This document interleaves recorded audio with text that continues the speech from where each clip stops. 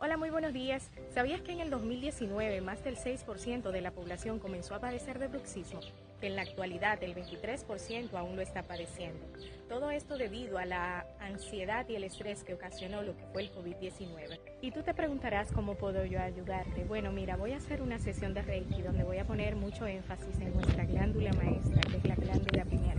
También voy a trabajar en lo que son los chakras, en equilibrio y en balance, específicamente los que son llamados temporomandibulares.